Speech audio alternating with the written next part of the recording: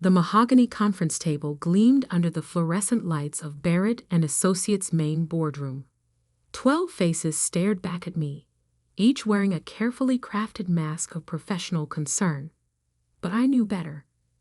I'd seen the same expressions 6 years ago, when I first walked into this room as a junior partner, young and naive, believing that hard work and loyalty actually meant something. I'm Sarah Barrett, no relation to the company's founder, just a coincidence that had sparked endless jokes during my early days here. Now, at 34, I was about to witness just how quickly a decade of dedication could be erased with a single vote. CEO Michael Thompson sat at the head of the table, his Mont Blanc pen tapping an impatient rhythm against his leather portfolio. "Shall we begin?" he asked, though it wasn't really a question. Nothing was a question with Michael, just carefully orchestrated moves in his endless game of corporate chess. I adjusted my blazer, a simple black Armani that cost more than my first month's salary. "Before we start, I'd like to review the quarterly numbers." Michael's smile tightened. "That won't be necessary, Sarah.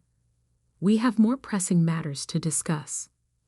Of course we did, like how they planned to push me out without triggering the clause in my contract that would cost them millions in severance, or how they'd explain to our clients that the person who'd built their trust over the past decade was suddenly pursuing other opportunities. I opened my laptop anyway, ignoring the collective sigh of irritation around the table. First quarter revenues up 42% year over year. Client retention at 98%, the highest in company history.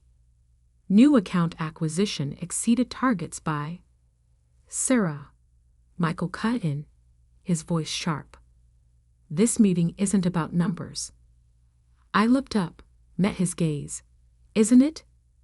"Because I thought that's what we did here. Focus on results. Or has that changed since last month's partnership meeting when you said, and I quote, 'Performance is everything'?" A few board members shifted uncomfortably in their chairs. They knew what was coming. They'd probably rehearsed their roles in this little coup. "The board has concerns," Michael continued, pulling out a thick folder, "about your management style." I almost laughed. My management style had built this firm's client portfolio from regional accounts to Fortune 500 companies. My style had transformed Barrett Associates from a mid-tier consulting firm into an industry leader. "What concerns specifically?" I asked, though I already knew. This wasn't about management style. This was about power, about control, and about the fact that I'd refused to play by their unwritten rules. "There have been complaints," Victoria Pierce, the HR director, chimed in, "about your aggressive approach to client retention." "Aggressive?" I raised an eyebrow. "You mean successful?" "Some feel you've developed inappropriately close relationships with clients," Michael added, "creating potential risk for the firm." Now I did laugh. Just once, sharp and cold. Inappropriate relationships? Like the kind you tried to cultivate with Margaret Chen at State Corp before she shut you down and requested to work exclusively with my team. Michael's face reddened. That had been a particularly embarrassing episode for him. Losing a $50 million account because he couldn't take no for an answer. "The board has voted," he said, pushing a document across the table. "Effective immediately, you're being removed from your position as managing partner of client relations." I didn't touch the paper. Instead, I pulled out my phone, opened my email, and waited. "Your access to company systems will be terminated within the hour," Victoria added, trying to sound sympathetic. "It is already." "Did any of you actually read my contract?" I interrupted, looking around the table. "The one you all signed when you made me the youngest partner in firm history." Blank stares. Of course they hadn't. They'd been too busy celebrating their brilliant move of promoting a young woman to partnership, perfect for their diversity reports and industry press. Section 7.3. I continued. In the event of involuntary termination, all client relationships personally cultivated by the partner revert to their exclusive management. That's standard language, Michael scoffed. It doesn't mean. It means exactly what it says. I cut in. And as of 8 minutes ago, when you called this vote, 247 clients received automated emails informing them of my departure and the immediate termination of their contracts with Barrett and Associates. The room erupted in chaos.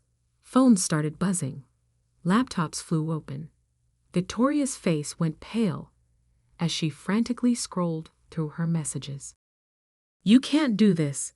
Michael stood up, his carefully maintained composure cracking. Those are company clients. No, I said calmly, standing to match his posture. They're my clients. Every single one of them signed engagement letters with me personally. Check the paperwork. Oh wait, you can't. Because none of you ever bothered to read the contracts I drafted. This is illegal, someone shouted. We'll sue. Go ahead, I smiled. I'm sure the press will love hearing how Barrett and Associates treats its female partners. How you tried to force me out because I wouldn't let you take credit for my success. How you... Enough. Michael slammed his hand on the table. What do you want? Want? I picked up my bag, closed my laptop. I don't want anything from you. I just thought you should know what you're actually voting on today. Not just my removal, but the loss of 82% of the firm's revenue. Clients who trust me, not the Barrett and Associates logo. The non-compete, Victoria started, doesn't apply in cases of involuntary termination. I finished for her. Section 12.1. You really should read these things before you sign them. My phone buzzed again.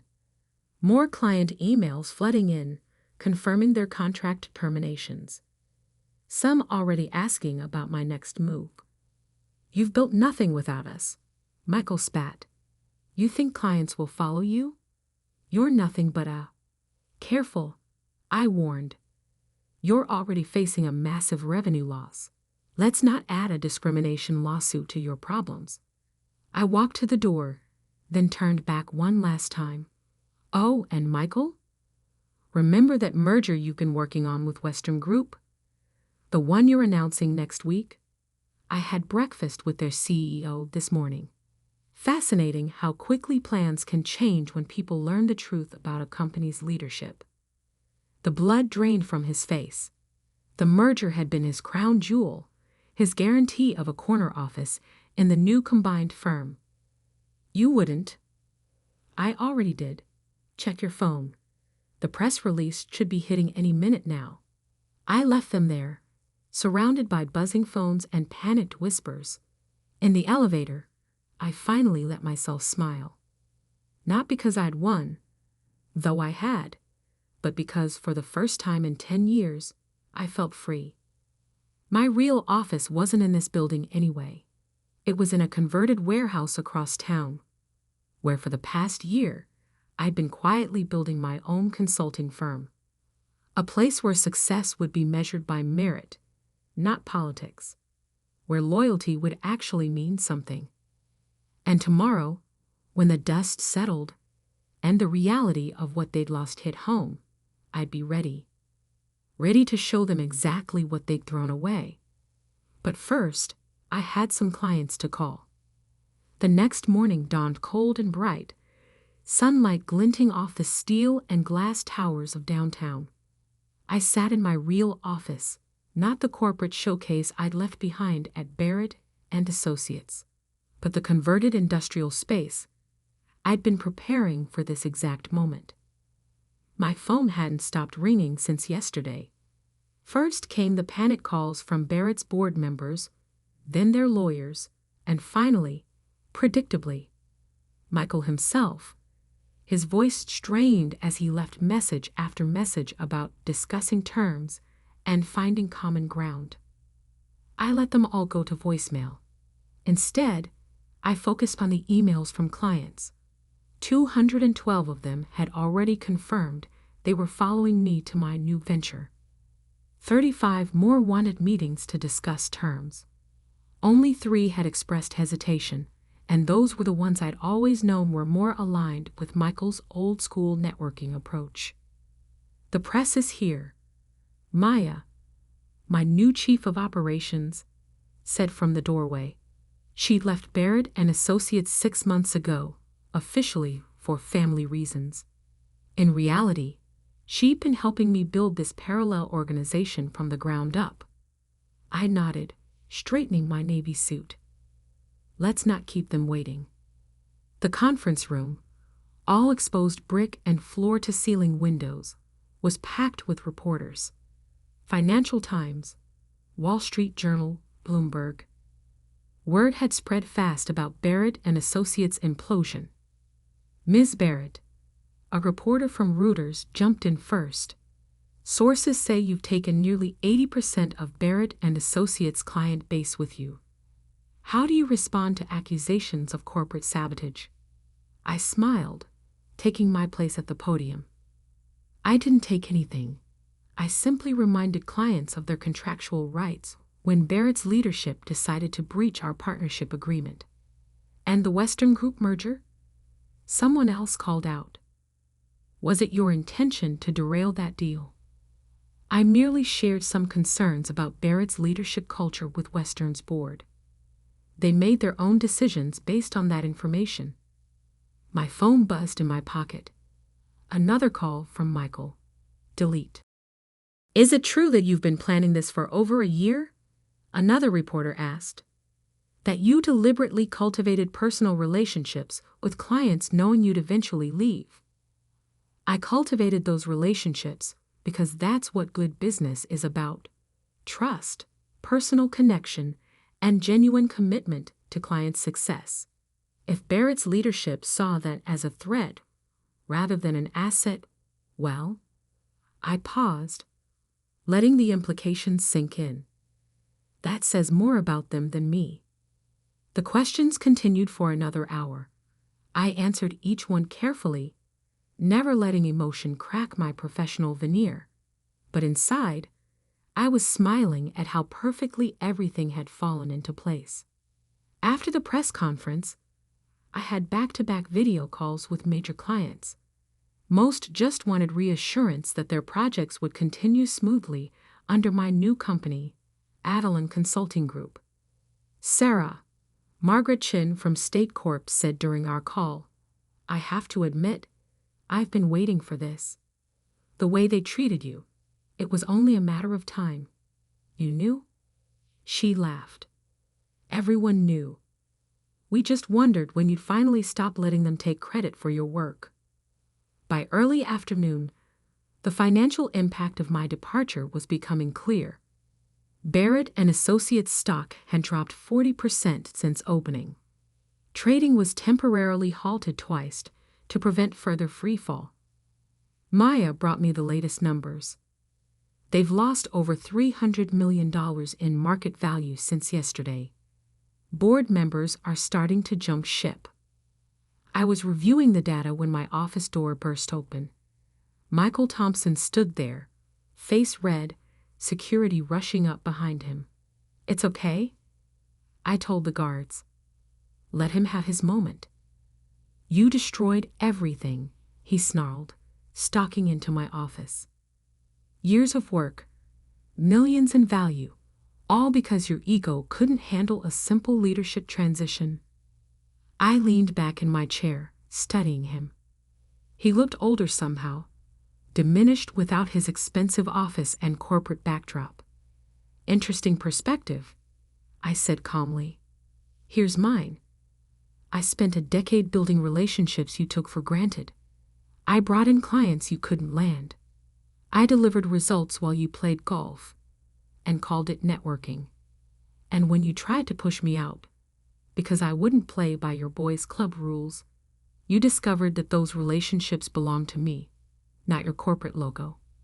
We made you, he shouted. You were nothing before Barrett and Associates. I stood up slowly.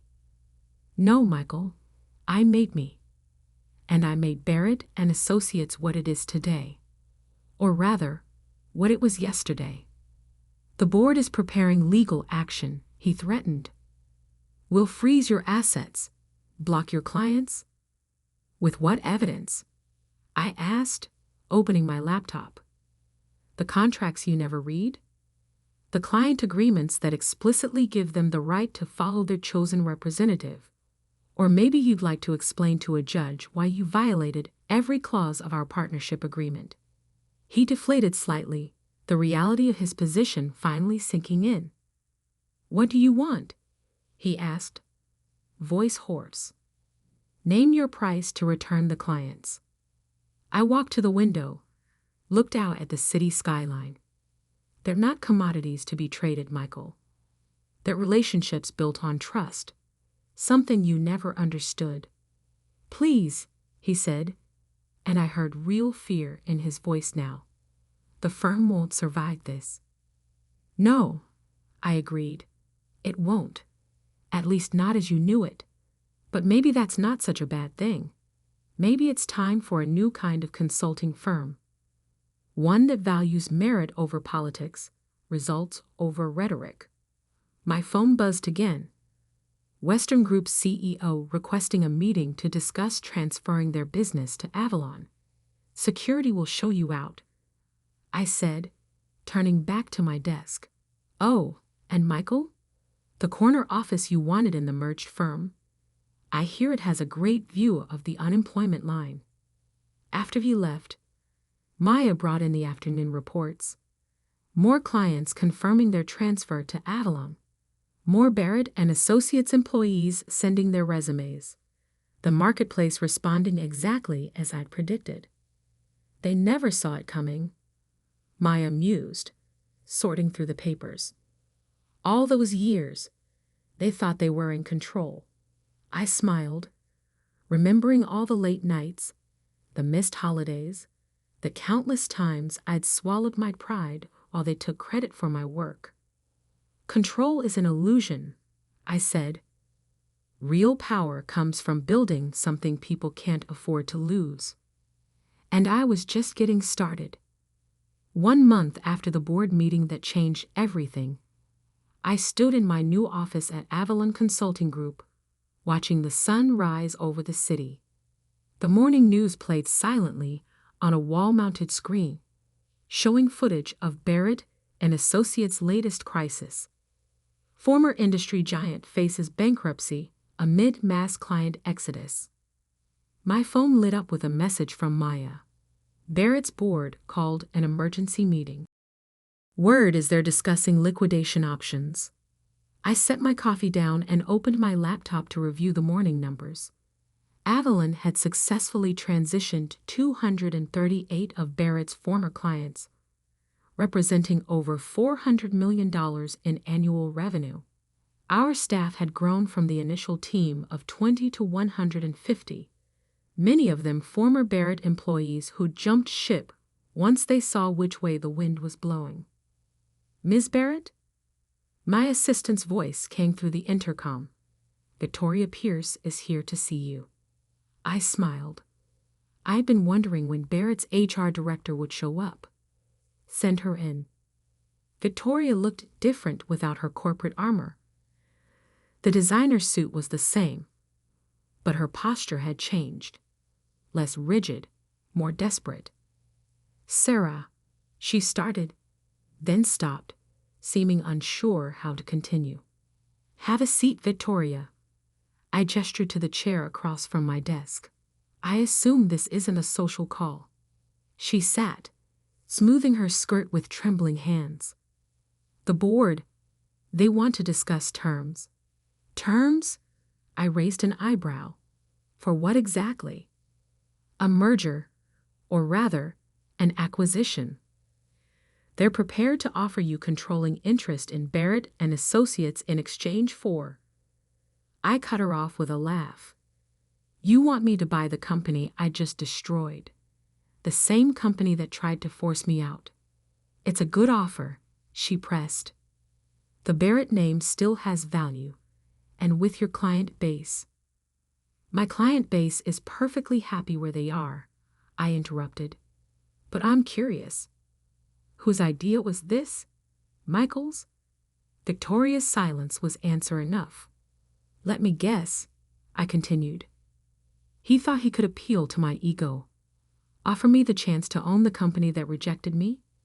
Classic Michael, always thinking everyone wants what he wants.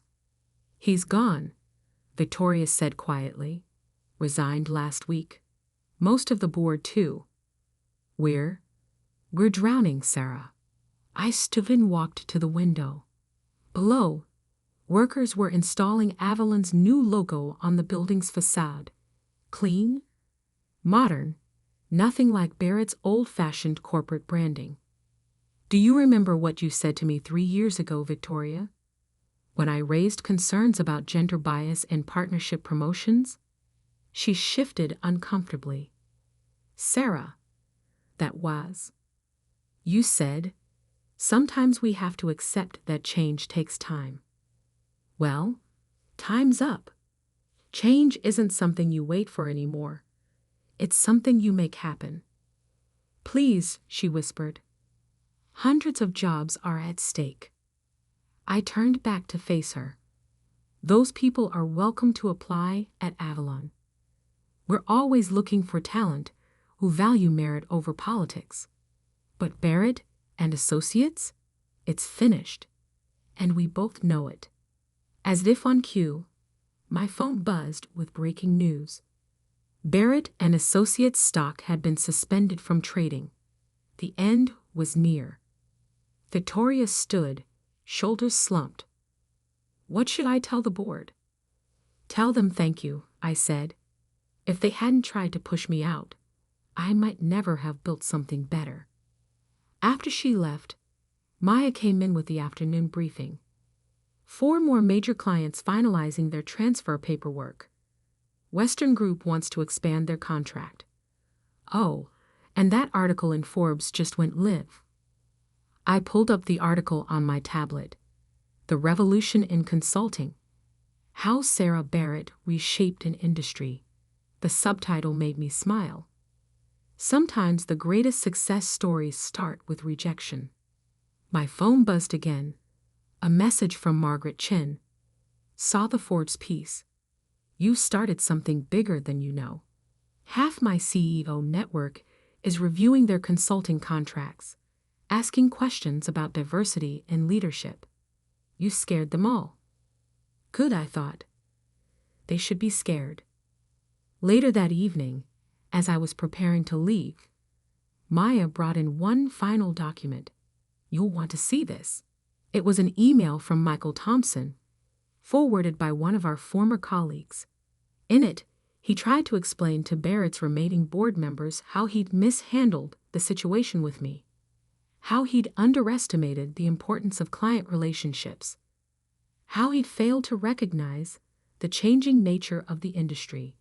Too little, too late, Maya commented. No, I said, reading through his desperate attempts at self-justification. It's exactly on time. This is what accountability looks like. The next morning, I called an all-hands meeting.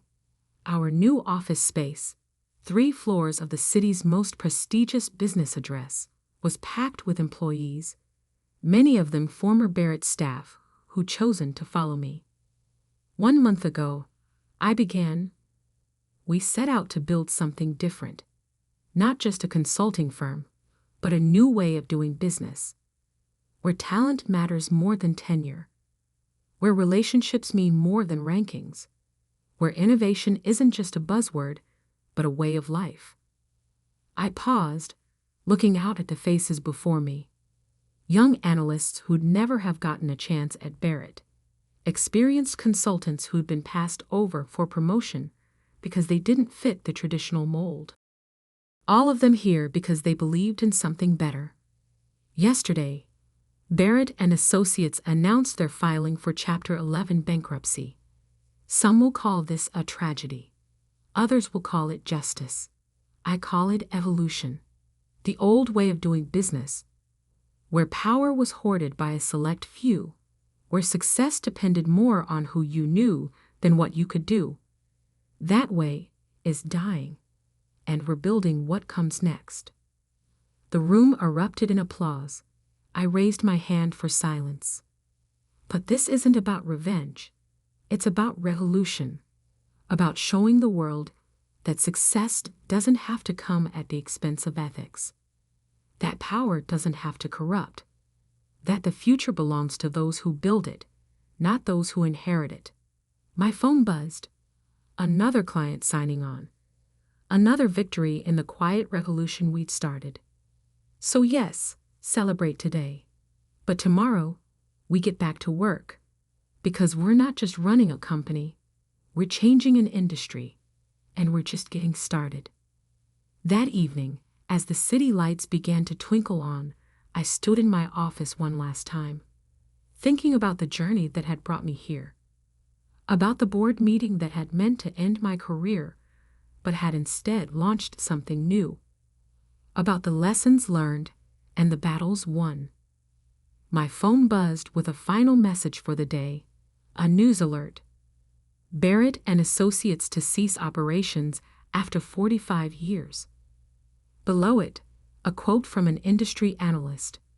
This marks the end of an era in consulting and the beginning of something new. I smiled, turned off my office lights, and headed home. Tomorrow would bring new challenges, new opportunities, new chances to prove that success doesn't always look like what people expect. Sometimes it looks like a woman walking out of a board meeting with nothing but her dignity and a client list. Sometimes it looks like revolution. Sometimes it looks like me.